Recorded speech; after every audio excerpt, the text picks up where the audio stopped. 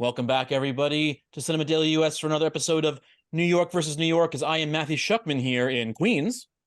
Hi, I'm Louis Pedron. I'm here in Queens, New York. I forget that we're both in Queens, technically. But most importantly, we are here today to talk about the final Harrison Ford Indiana Jones run in Indiana Jones and the Dial of Destiny. I doubt they'll go ahead and make another Indiana Jones specifically after this, but just since we don't know, we'll call it just the final Harrison Ford Indiana Jones. This is number five, right? Number This is five the out of this is the fifth one. What were exact. what were your initial thoughts on the film? Um, well, the things I can think of is, hey, he's 80 years old and is still doing all those chase scenes on a horse and all of this. But yeah, at Cannes Film Festival, this was one of the hottest thing because it's hard to get a ticket, and also that it's Hollywood. Yeah. I know every now and then they put one Hollywood film, two Hollywood films, and they don't go crazy. But one of the craziest thing I heard over there was that he was asked at 80 years old, why do you still have a hot body? One of the journalists was saying. And the funny answer, I think he said something like, hey, I'm blessed with this body. Dude, he's 80 years old and he's still doing it. Can you imagine doing it at 80? Well, no. Well, I think that the more interesting thing for me, I think, is coming out. The talk coming out of Cannes though was for the most part very negative. There's a lot of people talking trash about this film, and now I'm somebody who normally, when these big blockbuster things come out, whether or not I love them as a kid or not, it tends to be people rave about it, and then I'm like, I really don't care. It wasn't that great, or it's not as good as people made it out to be. Where this is definitely one of those cases where everybody seemed to be talking down about it, where I'm like, I don't know what they're talking about. Look, it's not a perfect film. It's not an amazing film. But it was much better than I was expecting. Of course, a million times better than Kingdom of the Crystal Skull. And for the most part, I was fine with it. I had a decent time. I'm not too angry with it. I think they did a lot of things right. I think they did certain things wrong. But at the end of the day, again, talking about him doing it at 80, I think when Kingdom of the Crystal Skull came out, everybody said, oh, he's too old to do it then. And again, it's not like it was when he was 50 or something like that. He was still technically 70 or late 60s at the time. But I felt like his performance in that movie felt more wooden, where in this movie, it actually felt like he was more comfortable in everything. He actually was, and accepting that he's older. Even in the script, it talks about him less agile and less, this and that. But if you were talking about him being 80, let's talk about him being young as well. Them using the AI, that is Fran, for, I think it says Face Re-Aging Network, which I think is a proprietary AI of Lucasfilms. Probably, yeah. Would you mind talking about it? But anyways, yeah, it was funny seeing it that way, and I go like, wow, things they can do with technology, and I think that that first 20 minutes of them looking younger. I think that was pretty exciting, giving it a prequel. Which, did it ever exist, a prequel like this, or it was created for this particular Well, I film? mean, in certain ways, if you want to talk about Last Crusade, they did the young Indiana Jones with River Phoenix as the young Indiana Jones. It's much different.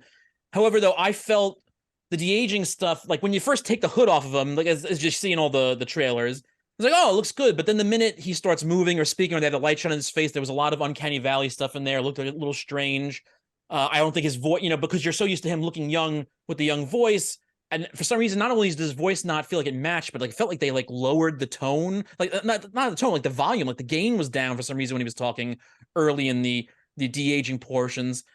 But on the other hand, compared to something like The Irishman, where I always complained about the de-aging because all they did was de-age their face, and then their bodies all looked like, Yeah. like they couldn't move right. I don't know if they just had somebody else's body in this, or it was him and they de-aged. I'm not really sure, but it came off better that for that side of it. But ultimately, I mean, it's not going to ruin the movie, but it did strike me as a little strange.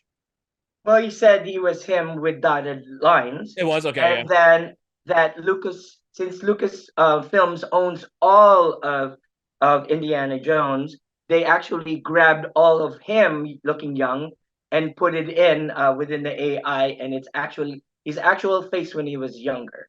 Yeah, but So yeah, I'm sorry, but when they did it with Mads Mikkelsen, he looked like, yes, you can see it's young Mads Mikkelsen in a way, but it kind of looked like a strange baby face, and it was very strange to me. I was a little put off by it. Next time we do that, let's use the de-aging and let's do this at 18, right? We'll look like we're 18 years old. We'll worry about that at a different point. But yeah, I mean, story wise, I mean, again, I think like many people probably, and I still don't care. I think that the title is very dumb. I think calling it the Dial of Destiny is a little stupid. And it's one of these things where, like, granted, Raiders of the Lost Ark, has the word ark in it, but the first three films never directly titled their movie after the items that they were going after. It's the Last Crusade, it's the Temple of Doom, it's Ark, but not Ark of the Covenant. And then they all of a sudden is like, oh, well, we just got to like name it something that they're after. And I feel like there's no thought process that goes into it beyond like, well, this is what we have to kind of, play toward. And that doesn't like where it came to the Crystal Skull, it seemed like it kind of actually invaded its way into the story and into the movie itself, where this one doesn't feel as much. But again, it is a little strange, but I think ultimately, for the most part, they pulled it off. Yeah, it actually did though. Is the formula of titling a movie similar to like what Hollywood would do with The Ring, The Door, or whatever? But anyways, like moving forward, this is still an adventure chase scene. They were on trains, they were in boats, they were in tuk-tuk, they were in a bike, they were in a car, they were in a horse. For crying out loud, he was on a horse. And I know for a fact that it's him, because I did the research. It was really him riding the horse. So this is a weird question. Amongst all the, since you've probably watched more films than I have, what would be your favorite amongst all those? You know, was it the train, the boat, or for me, my favorite part was the when they were doing that the things they were doing on the train in the first 20 minutes. I think that was pretty exciting. I don't know if I could point out to a specific part of it, because I'm not the type of person that glomps onto an action scene unless it's like something that's completely out of this world. Like nothing that blew me away as far as I think, for instance, the tuk-tuk scenes felt like very unnatural as far as the visuals went. And again, not trying to say that you have to completely ground everything in physics when you're doing these out of the box action films for a lot of things, but like turns they're making and things that are happening, it's just too much. And while it may be thrilling for certain people to watch on the screen, it didn't do anything for me other than just like, I'm watching the film, this is part of the story, and that's where I go, which is why I also think maybe for some of our colleagues who I know didn't hate it, but said it wasn't that great because they thought it was boring. It wasn't boring to me because nothing really made me kind of like, yes, was it a little long? Did it need certain parts taken out of it? Yes. But did it drag me down and make me feel like I wanted to take a nap? No. May I compare it with Fast X, since Fast X is for me kind of similar. It's all car chase scenes, but this was in five different modem of transportation. But otherwise, it was basically chasing one another. Yeah, I mean, there's a lot of it that I feel, again, they did. It's one of these things where you see a movie, and again, this is going back to talking about, let's say the Kingdom of the Crystal Skull, for instance, where it seems it wants to call back to the other films so badly, whether it's cameos, whether it's recreating things that happened and they're happening again. Every Indiana Jones film has to have a thing about him hating snakes, and this one does it with the whole thing about eels, and they're saying, oh, they mentioned snakes, yeah, they look like snakes, and he gets a little flustered. But I think for the most part, when they did things that were the pure nostalgia punches, for instance, all those bugs to harken back to Temple of Doom, it didn't feel cheesy. It actually felt like it fit into the story well enough where it wasn't they were trying too hard. They weren't reaching too hard. So it didn't bug me. It didn't make me go and sit there and say like, they're just trying too hard to be all the other films. Granted, there are certain things you have to do when it's an Indiana Jones film to keep it going, but there's other things you don't. And I think most of this was they did it the right way compared to the wrong way. Though there is one thing I will mention that I won't mention now. We'll save it till after. We're going to do a little bit of a spoiler talk after we give our grades. We will. I think that I did was a little weird. I'll save it for that. Yeah, may I talk to similarly the musical score? Because every now and then, if they want you to go nostalgic, I think they go like into the theme songs. So I think that's pretty similar with using the Moray Ale, and they said, all the creepy stuff that crawls into their bodies. I think the musical score, I think, is very effective in doing so. Yeah, this is again another thing where like I want to talk about so much of it to explain where my thought process is for the things I like and didn't like, but they're kind of spoilers. So stick around after our final grades for that. So with that, What would you say your final grade is? Oh, final grade. B plus. People, all right. I'm thinking a B minus, possibly a C plus when depending when you talk to me, but I think I'll go with a B minus for now because mainly because I was just so surprised with how much I didn't dislike it more than anything else. But with that, now, if you don't want to hear about spoiler stuff, stop watching the review, come back after you've seen the movie. But if you want to stick around, you don't care, or you've seen it, and you want to listen to some of my thoughts, some of Lewis's thoughts, we'll do that now. And my first one I'll jump off with is Sure, educate us. so at the end of the movie, they convinced him to come back. Aren't the cops still hunting him down for murder? I know, right? What is that all about? And again, it's a small thing. Like I'm not gonna go too crazy over it, but it's just like it's the only thing I can think of. Is like, is he still wanted for murder at that point? And it's what. Look, this is the point I would have liked to have made during the full review, but I don't want to ruin the ending, I guess, for people who don't know what happens. But not that I loved about Indiana Jones films, but at least for the first three. But my thing about the first three Indiana Jones films were, yes, I mean, people talk about it all the time, but I like to think about it in a different aspect. I like to think about it as all of these mythical or historic pieces of, because it could be myth, because a lot of this stuff is not necessarily history that we can confirm. But for a lot of these things that existed that we can never find, and we don't know where they are, we don't know where they are because Indiana Jones got his hands in it, and now they're lost forever. And so I thought with the idea of if he would have stayed in the past, Right. it would have been this great way of wrapping up. It's like that's the reason why you don't hear about Indiana Jones in the history books as some guy who did all this great work for archaeology, is because he lost himself in doing it. And I thought that would have been a great little bow to tie on this whole thing. But instead they went with the happier, he gets to reunite with everybody ending. Right, and they live happily ever after type of ending. But yes, it would have been perfect if they ended it at that, like he stayed in the past, and that would have been actually I'd do a I do another series of whatever if that happened. But yeah, say a couple of more things because I also have my own Well, stuff later. But I want you to finish the thought. I'll do the stupid one first, then I'll go into the one that makes me think more. The stupid one to me is like, I know I've seen the interviews with James Mangold saying that they didn't ask Kie Kwan to come back a short round because they couldn't find a good way to fit him into the story, because they had all these other characters that they wanted to that they thought they could fit in. I'm like, all you had to do was ask him to come back at the end to check up on him after he got shot and came back and go, Dr. Jones, it's so great to see you. You don't have to have the whole role for him. It's just a cameo at the end of the goddamn movie. You hired Antonio Banderas to say 2 lines and just show up for no real reason. You could have asked Kie Kwan to come at the end of the goddamn movie and just go like, oh, it's so good to see you up and walking, Dr. Jones. Right? I mean, am I crazy? Exactly.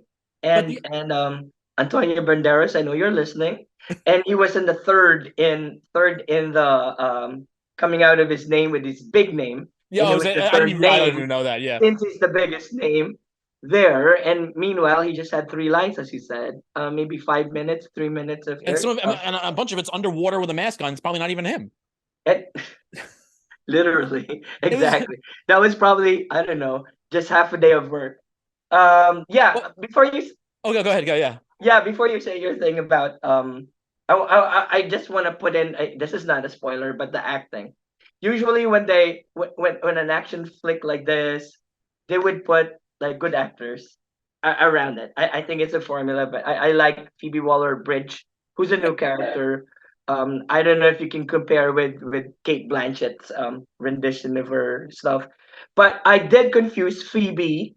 I thought it was Keira Knightley. I don't know where you got that. I'm sorry, man. Keira Knightley. That's on you. And then of course Mads Mikkelsen. I think he was just great. That he always, I think doesn't he always play like villains and not always, but like, in the big franchises he seems to mostly get like he was in a James Bond, right?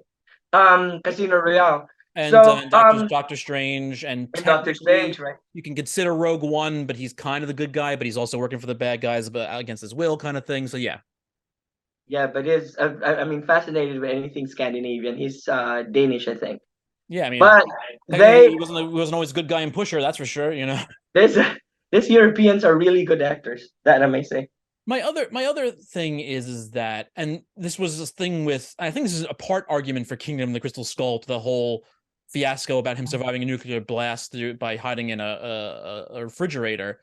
And maybe I misunderstood things watching The Last Crusade, but aren't him and his dad immortal after drinking out of the Holy Grail?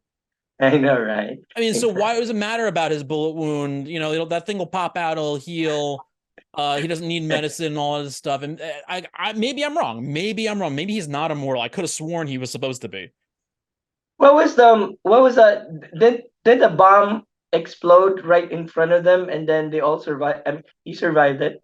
Well, yeah, Did but he that? survived it, yeah, by hiding in the refrigerator, which Right, right. the big facepalm moment of well, one of many of that movie.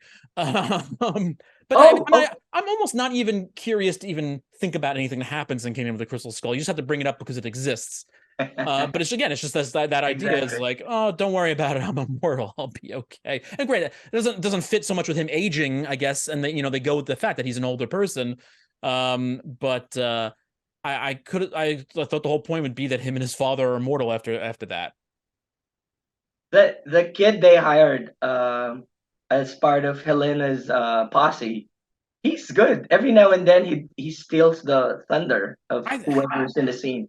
I thought he was fine. I really didn't care. I know one of our colleagues, after seeing it in con, was like, "This kid's gonna win an Oscar for Best Supporting Actor in the next 30." I was like, Not like I really I like don't know it. what you're Yeah. talking about. You're mad. I think Nothing he's that kid good. did was exceptional to me. I mean, I'm not saying he's bad. Don't get me wrong, but it's not No, like he no, was he's like not bad some at all. amazing performance given.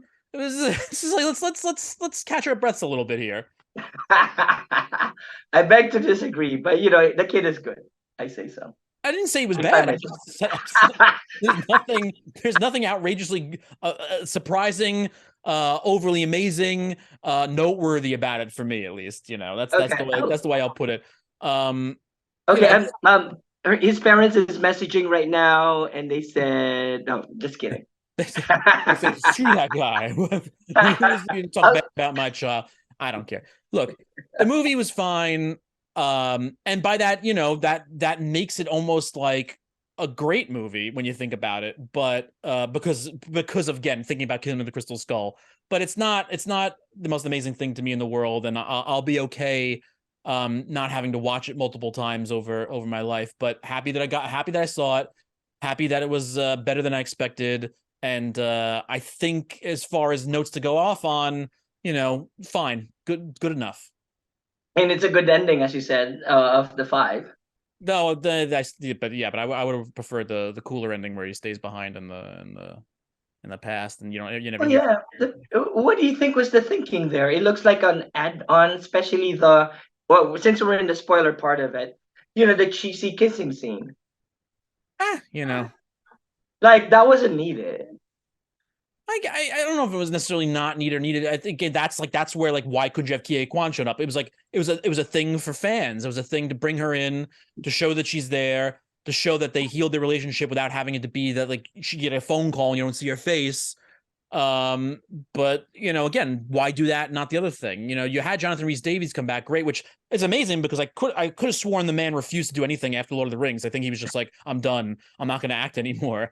So to get him back is a great thing and everything. But or like that's, again, they don't do so many cheesy nostalgic things too. It's like they could have had something about him mentioning Denholm Elliott's character and have a picture of Denholm Elliott somewhere in the background. They don't have to go and do that. It's fine. And I'm fine with that. But when you go the length of having Karen Allen come by as well, have Kie Kwan come by, especially with him blowing up as of right now. It's like, why wouldn't you do that? It's even Exactly. as I remember, I know there wasn't going to be an after credit scene, but I told my friend, I'm like, I'm just going to sit here just in case they lied to me and Kie Kwan pops up. And of course, no. So what are you going to do? And you did stay on, I hear. Yeah, 'Cause, I waited. I we waited were the in the whole movie. same. We were watching the same screening, right? I would imagine so. I think it was the Yeah, only one we had I here. think we were in the same. Wow, well, we've seen two movies together already. Wow, There you in go. the same theater, And the same. breathing the same air. Well, that's everybody. Now that you've listened to all of our ramblings about it, go and see the movie, and then come back and write a comment about what you thought. Until then, thank you for joining us here at Cinema Daily US. And of course, Luis Pedron is saying, please go back and watch movies in the movie house. And I'm Luis Pedron for Cinema Daily US. I'm here in Queens, and thank you very much, Matt. See you later. Bye. Later.